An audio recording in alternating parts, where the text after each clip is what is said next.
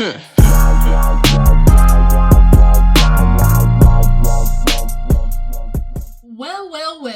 look who's back. I know a lot of y'all probably like, where you been? And you know what? Only thing I can say is here and there and everywhere. I just want to start off this video with an apology. I know your girl kind of went, dark 30 this past week. I was with my nieces and nephew, had to watch them for a whole week while my sister went on a cruise. And so I just didn't have it in me to do NAM videos. And also this time of year is very usually rough for me, or usual kind of like emotionally taxing, because Christmas Eve is when your girl was in her car accident. For those who've been, been watching my channel for a long time, or, already know the story. If you're new to my channel, your girl was in a car accident, in 2013 that left me paralyzed from the neck down.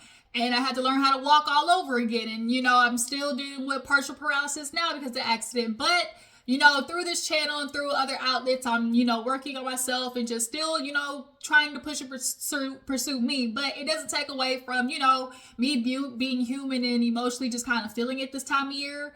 And just a lot of gratefulness. But nonetheless, let's cut all that out. I know y'all like, girl, get to the video because we ain't seen you in a hot minute. And so let's go ahead and get into it. I'm going to try to play catch up, you guys, and just try to get back on track. All right. But today we are going to knock out Real Housewives of Salt Lake City. Okay, the girls that are giving it. Okay, Salt Lake, giving us nice salty messiness. Okay. And also too, while I was gone, your girl got her hair done. I wanted to do a little something different. Plus, also I need to put my hair up to try and start my regrow hair journey because your girl was balding. Okay, I don't know if it was the dye that I used in my hair or stress. Either way, okay, your girl was losing hair. And I need to do a reset. So this is a protective style, and it just is what it is, but it's cute. But yeah, nonetheless, Real Housewives of Salt Lake City, y'all. We had another good episode. They've been, definitely doing it this season. And Bronwyn and Britani, for me, the two B's are the ones that are really just kind of like in they bag to me right now. And Mary, definitely. Matter of fact, Angie, now that I think about it, like, we really do have a decent foundation of like a good cast right here. But let's go ahead and get into it. If you're new to my channel, hey, how you doing? Appreciate you for tuning in. Go ahead and make sure to hit that subscribe button. All right, and also hit that like button. Okay, did you do it? Okay, all right, just want to make sure. Okay, all right, y'all. So Salt Lake City, we open up the episode with the ladies. They are living La Vida Loca with Lisa on her trip. One thing that I definitely want to say about Lisa, because I didn't review last week's episode, this trip definitely was her trying to do a one-up on Bronwyn. Bronwyn came in first season, got the girls going somewhere in a private jet, spending spending the night at a $20,000 a night, villa. Lisa definitely used this trip as kind of a like, but you think you doing something, but girl, like anything you can do, I can do better, and so that definitely also too, there was a scene in last week's episode where Lisa was like, where she was like booking the trip basically. She was like, yeah, the girls, they're gonna see that Lisa can do a trip too. Like Lisa, they've never been on a trip, done by Lisa, and it's just kind of like, yeah, this definitely was influenced by Bronwyn. But we are here, and Bronwyn is dealing with clearly a little bit of, clashing with Lisa, I guess you could say. And, Lisa decided to put her over there, with them, the other girls, the rejects, basically. It's given, Mean Girl, Regina George, circle right here. And then we have, the others, all right? And Bronwyn got stuck in the others. And Bronwyn, really, this episode just for opening up. We're also seeing too, Bronwyn has, as a lot of people who are in like those religious circles or just, those communities that are super big and heavy on acceptance and approval from other people. Because if you do one wrong thing, and these religions, they do like they'll excommunicate your ass. Okay, you believe in the secular world or whatever. In the FLDS, the polygamy world, like they're very huge on, kind of like that surface level approval of stuff, And so Lisa bringing her on the show, not only as a friend, but like, girl, not only that, I think like, okay, you brought me on, yeah, we might be beefing a little bit, but okay, you throw me over there to the wolves. I don't get along with these bitches, Whitney and I think it was Whitney and Angie or whatever. It's like, girl, don't even like me. You put me over there with them, and then Brittany's over there basically taking not Whitney but Bronwyn's spot. And then not to mention, Bron was like, girl, also too, if I'm your friend and you see I just got ate the at by some dog at the park, like Bronwyn, the way Bronwyn was walking with her arm like this the whole episode, and like when she said it last episode, it was like, yeah, I got bit by a dog. I mean, obviously, my first mind, I think for a lot of people were thinking like it either was not necessarily a scratch, but like a bite mark, or like maybe she just was bled, like got punctured enough to have bleeding or something like that. No, Bronwyn got straight up mauled. Okay, Mike Vick style, like leg was bruised, arm was bruised, like she was given begging strips. Okay, that dog looked at her like begging strips. Okay, and it was not a good look. And so Bronwyn, as Lisa's friend, is kind of like, well, damn, like you don't care about nothing. And Lisa knows what she's doing.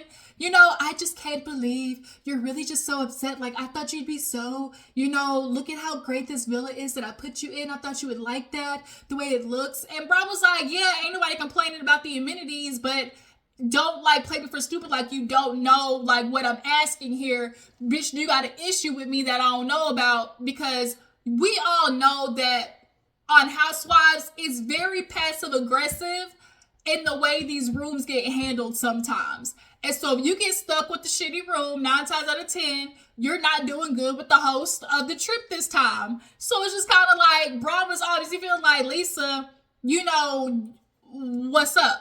And so nonetheless, on this trip, Bronwyn is kind of dealing with that. And then the other girls, Heather, I think it was Heather. Was it Heather, Whitney, and Angie maybe? They all basically were talking about, Bronwyn, and Heather actually had some somewhat introspective things to say about Bronwyn, because we all know Heather was on her ears since she even like stepped foot on the cast. I think Heather very much was intimidated, by Bronwyn as much as Lisa. It is one of those things where Lisa, I think, probably has Bronwyn in her circle because, it makes the whole line look good. Like, if I can't be a bad bitch to my bad bitch. I ain't got no bad bitches as my friends either. But also, it's like she wants them to be her friends, but still not never, appear to be doing better than her, or kind of like having somewhat of, air of just a little bit of, elevation over them. And so Lisa watching Bronwyn come on, and then Heather, we already know she's insecure. And she's seeing Bronwyn come on and actually get along with the ladies, She was going after her at the beginning of this season. But now she's realizing, like, Bronwyn, with her relationship with Todd, I'm seeing, like, she's dealing with a lot of shit that I, familiarly dealt with. An older man, he's clearly the boss, in these communities, men rule, patriarchal rules. And, as a woman, you're supposed to sit there, shut up, have your kids, be happy, support, don't all on him. Like, it's always all about the man. And just never mind, just F my dreams and all the stuff that I want to do, I got to make sure he good above all else. And so she's like, I'm realizing Bronwyn, her relationship, there's some things going on right there. Now, I also do think too, Heather is very, keen on Bronwyn's relationship. Also for the fact that she's fascinated by the fact that she with this old ass rich white man and ain't got no prenup. And so, Heather, if you feel like Bronwyn's gonna take old Toddy to the cleaners, then girl, shut your ass up. Let me take this man to the cleaners. And from the looks of it, he needs to be after what Bronwyn said on the boat. So they all get ready to get on the boat, but here goes Lisa handing out all types of goddamn VIDA gifts. I'm gonna tell you what happened. I'm gonna tell you what I think Lisa did. Lisa made this a VIDA trip so she can write that shit off on her taxes, okay? This was a VIDA expense, because this is a very expensive trip that Lisa has got these girls on. So instead of, making it I'm just taking my girls out of town. no, she's making this a VIDA trip.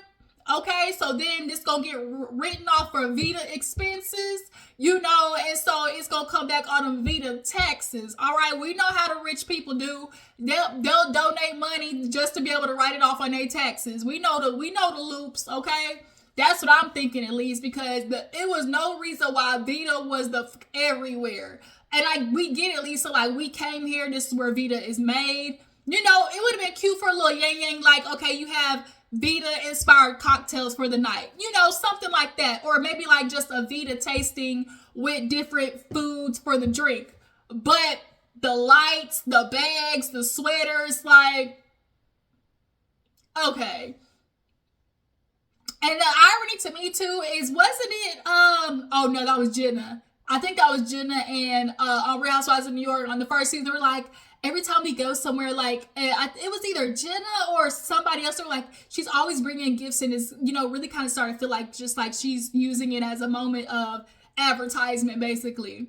But nonetheless, these ladies get on this yacht boat looking real nice, and Lisa starts telling the ladies about, I think his name is Henry, because Jack is gone, and Henry's the one that's left. And he's basically the younger brother, and they're all talking about what they're going to do for, vacation or whatever. And Lisa says, this season or like this year is going to be like all about Henry, because before he was struggling, his older brother left, he's on his missions, and, it's just him, and he hung out with his brother and like the older boys. So for him to have to get reacclimated back truly into like his school class, and then not to mention the fact that there was a birthday and, nobody went to Henry's party. They went to somebody. I know that feeling, and I know that sucks, because that actually happened to my brother growing up. I felt so bad for him. Like, my mom like did the whole skate party and everything like that, and nobody showed up.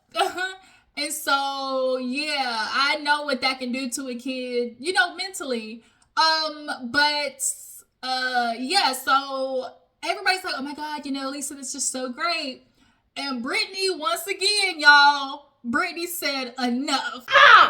Wait a minute, hold up. Wait a minute, what about me? Okay, y'all hoes, listen to me talk about, my daughter and how I finally was able to meet her. She stayed the night with me, and all I basically got was crickets. Everybody like heard what Britani was saying, but literally just was like,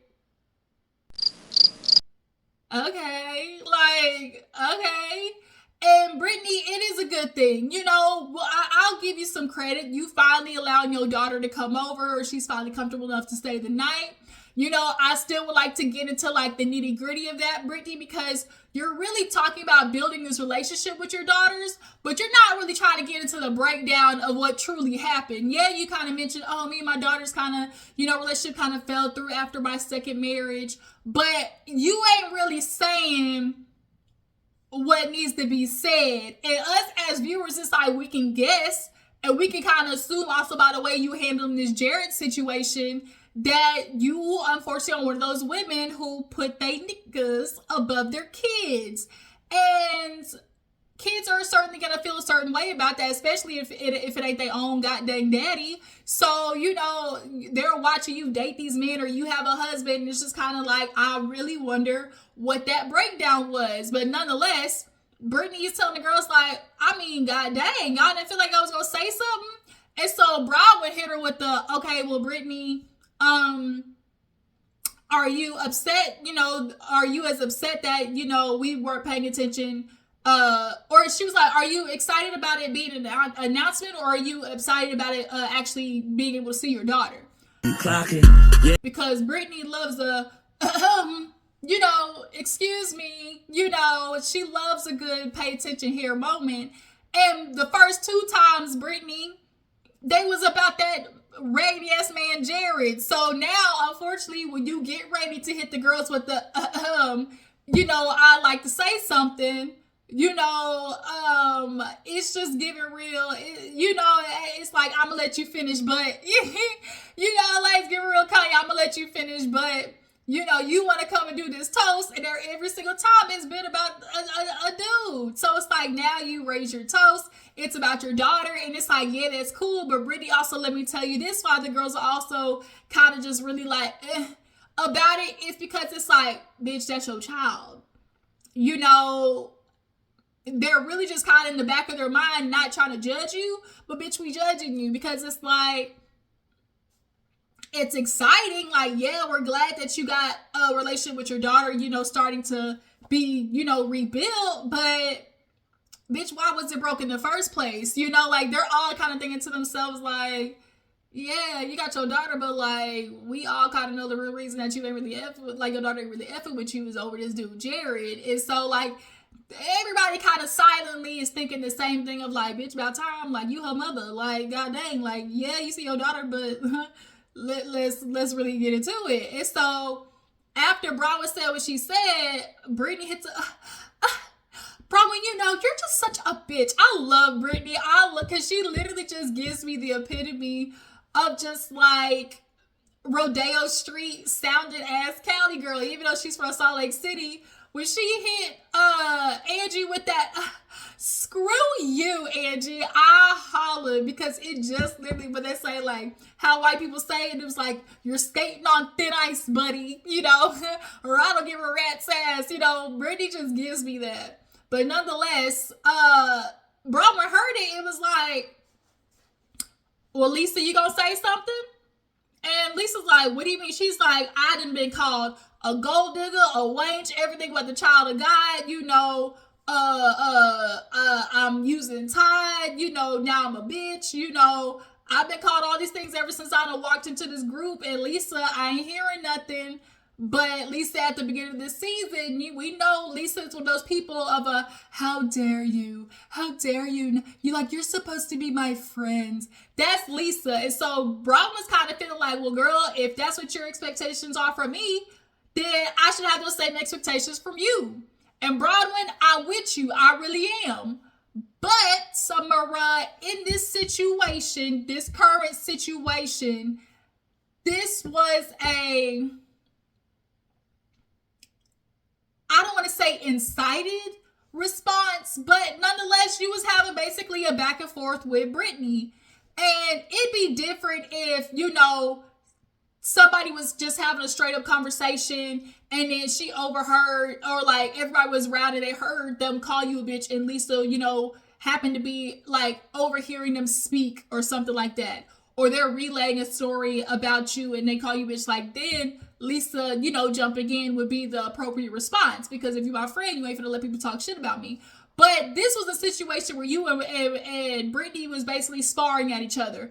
But because Bronwyn is dealing with the issues that she's dealing with, she also, too, has been looking for reasons or like situations for Lisa to show some type of loyalty to her. Because Bronwyn, I think, did come on the show literally, you know, okay, I'm Lisa's friends, I'm getting to know these girls. And so when all that shit popped off at the beginning of the season, when they tried to, you know, low-key sideswipe Bronwyn as being messy for what she said in the car, when she was like, bitch, we always talking shit, don't try to just put it on me.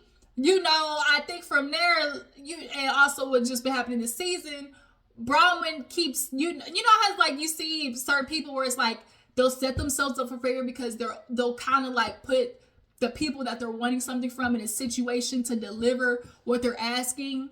And it's like, so Bronwyn, you're looking for support from Lisa, so much so that you're conflating all the other things going on with trying to like show Lisa just how much, okay, or like get the response from Lisa that you're wanting. And it's like, but this wasn't one of those times, you know? But it doesn't take away from the fact that Lisa still owes you the stuff that you're looking for. This just wasn't one of those moments, you know? And so Lisa, now Bronwyn at this point is just kind of like, you know, I've been dealing with so much that's going on in this group, and yeah, you know, y'all would have come after me and called me all these things and things like that, and here it is, Lisa, I'm friends with you, and it's like, but ain't none of y'all really asking my true tea, ain't none of y'all really, you know, seeing what I'm really going through in my life with, you know, being a stepmother and having a husband who works, you know, 3,000 miles away all the time, and then not to mention the infidelity. Baby, when she said infidelity, it was almost like a record scratch. Everybody said, do tell, bitch, do tell. You know, everyone was like, okay then, do tell, bitch. Okay, let's get into it. And so Whitney basically was like, well, how did you find out? And she was like, from Gwen. Gwen was going in to ask Todd a question, and homie was straight up on his iPad, messaging the chick. And so she approached him about it. And this man Todd literally just straight out with some manipulative ass shit basically said it's a flaw. It's a character flaw. Basically, it's a flaw of his. Essentially, it was giving real, this is what I do, bitch. You gonna take it or leave it because I am who I am. And I can be who I am because I got all this money and I'm white. And I know that you want what I can provide for you. So I don't gotta change nothing. Essentially, that's what Todd was giving, because how crazy is it to be cheating on somebody and be like, it's a flaw? No, it ain't a flaw, bitch. You are making whole ass decisions to do the stuff that you're doing. This is just some like unconscious flaw. This is like, it's not that. You are choosing to drop your pants and stick dick in other women. That's your choice. Like, stop playing. And so Bronwyn, we're feeling like, being in this life, I just, and everybody's like, well, what do you do? And she's like, he bought me a 5-carat ring, gave me 5 promises that he gave me when we were married. But we all know this situation with men with money. It's like it's a whole bunch of apology gifts and no real true change. And so with her, having her background of having a daughter young and kind of really being excommunicated from, her boyfriend at the time's family, then I don't think she's really close with her family too, because of her getting pregnant young. And so then she gets with Todd, who like really helps her, helps support her daughter and things like that. So she feels probably indebted to him. And Heather basically was like, girl, you should have cussed him the out, talking about, this is just who I am or something like that. And she was like, no, you don't have to accept that. You can make a choice to be like, I deserve more. Don't feel like because you're in this situation and other people, kind of put those stipulations of like, oh, well, you should be grateful because it's not like he's an alcoholic or a drunk or an addict or a man that's just constantly putting hands on you. Well, people will see other people's relationships that are just so bad that they almost like undermine the pain that they're going through in a relationship, because it's like, well, at least he ain't beating me, at least he ain't knocking my head between the washer and the dryer. But it still don't change the fact that you are getting mentally, emotionally abused on a regular basis. And so I forgot which one it was. It was like, is that why you have so many dogs? And it's like, yes, bitch, she got 6 dogs and a shitty house, because she's so lonely. Her husband is gone. And so she's like, to think, because he's gone all the time, there's never not a moment where I don't have a lump in the back of my throat. Because deep down, he out there doing whatever the fuck he want, And so Meredith basically was like, well, do you think that maybe it's because he can't really reach you because you have such a wall up? At least it's like, yeah, good question. And I'm like, bitch, did you not hear what she just said? All of that you heard, you go back to Bronwyn and what she's doing that could potentially be the reason why this man is doing what he's doing? Well, maybe you have a wall up. And if she does, is him putting his dick in another bitch gonna make the wall go down? Like, come on. And so Whitney clocked it, Heather clocked it, Angie clocked it, because Lisa was like, yeah. And so after crying and everything and everybody kind of being there for Bronwyn, Lisa, you're just so much more relatable now. And in the back of my head, I'm like, what the actual fuck, Lisa? Lisa is one of those people who are just so superficially driven, i.e., I gotta pay attention to what it looks like. And in her confessional, she was like, this is just so crazy because, like, I'm just now hearing all this, and it's like, it's hard for me to, like, process. Lisa wasn't trying to get into the shit with Todd. She wasn't trying to say nothing, because the minute them hoes hopped off that boat, okay, and she started walking to the car, Lisa got caught on the mic basically saying, like, oh, Angie, like, what do you think? Like, and Angie was like, I feel bad for her, I really do. And Lisa said, oh, well, Todd's going to be so upset when he sees this. Like, I don't think Lisa wanted to be seen on camera basically kind of like shunning Todd Because at the end of the day, he's a man of a certain stature. When you have status and stature in these communities like that, if you say a bad thing and everybody else in the church agrees with him, or everybody else in that kind of community is kind of like, well, girl, we gonna ride with him. You don't want to be on the opposing end, and Lisa don't want to be on the opposing end of Todd. Hell, he already said they got mediocre tequila, but she don't know that yet. But yeah, so everybody gets back to the house. Mary is back. Mary sent her son off to rehab. So good to hear that. Y'all, Mary's looks have been so good. Her wigs and makeup have been better. I am loving Mary, and the way her and Angie just hugged was so freaking cute. But all the girls get back to the place and they start eating, and Bronwyn is sitting there with Britani. I think it was Britani. Britani, Whitney, and Heather, or Angie, one of them.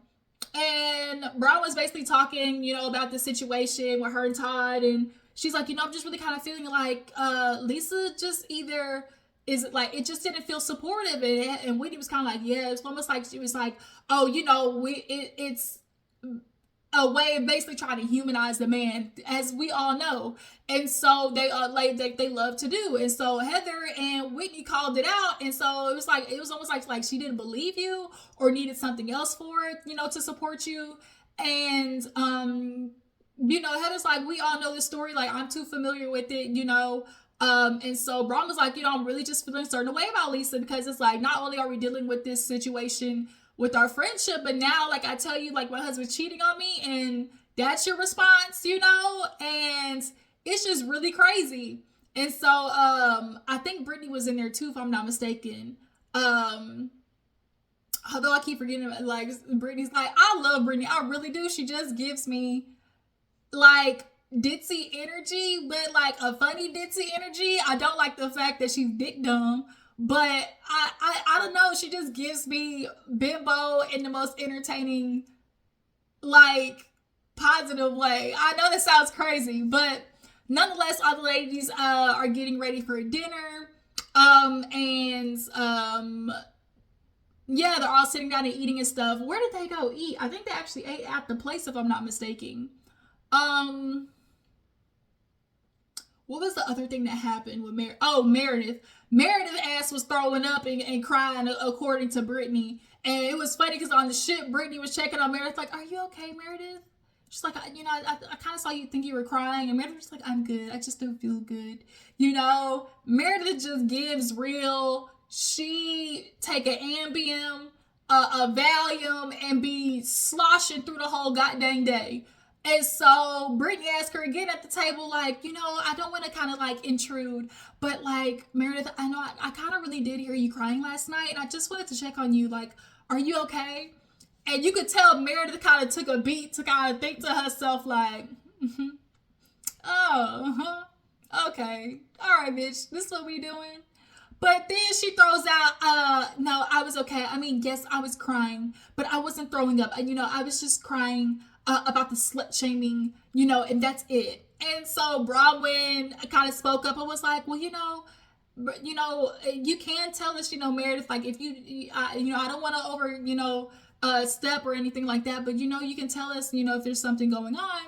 And so now Angie's feeling like, well, wait a minute, you crying about the slut shaming, like, are we not good, Meredith? Like, I thought we were straight. And Whitney was just like when she said it, like, calling straight up bullshit, because, girl, you just made up with Angie yesterday. You said y'all was good. So the chances of you crying over that, and Whitney was just kind of like, girl, I didn't know you was like for, Sluts R Us, like, slutsusa.com. Well, I didn't know that that's what you was running with, as every time the slut shaming thing, girl, the madness. Maybe she's super sensitive to it because Lisa ran through her ass that season before last. Oh my God, you sit here and talk about me and you're fucking your way through New York. Boy, Lisa didn't get her ass chewed out enough for that hot take. She really didn't.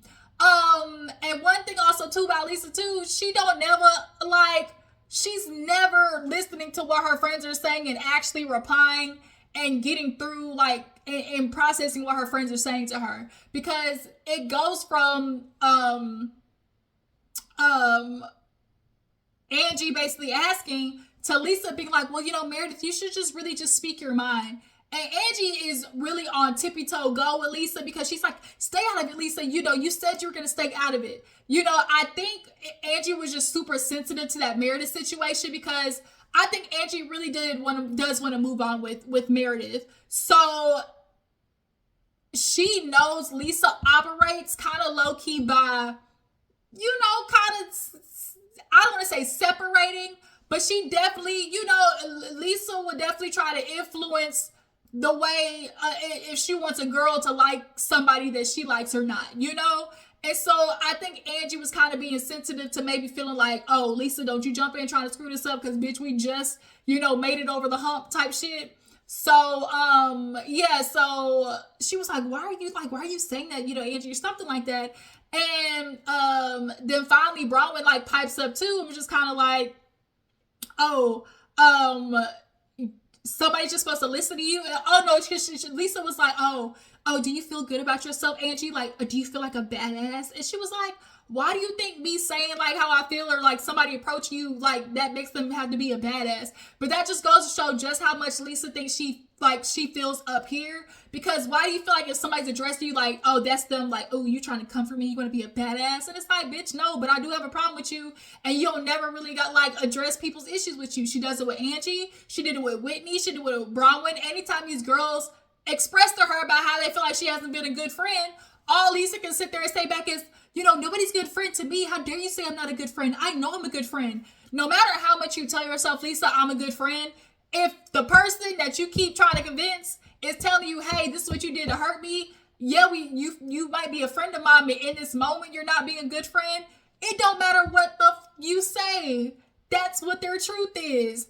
And so, Bronwyn was going back and forth with Lisa, and then Whitney said something to Lisa about like, yeah, Lisa, because I've always tried to express my feelings, and basically you don't want to hear it. She's like, you've never been my friend or something like that, or you've never been a real friend to me. You're nothing but a lying bitch. And so Whitney was like, oh, word, okay. And so Angie was just kind of like said something after that. She was like, Lisa, I have learn more about Bronwyn. I know more about Bronwyn than I know about you at this, point. Every time somebody tries to bring an issue to you, like, you never want to like listen. And so now Lisa and our professionals kind of feeling like, well, girl, F you then, because I've been friends with you, as one of the longest, and I talk to you all the time. So how dare you say like you don't know me?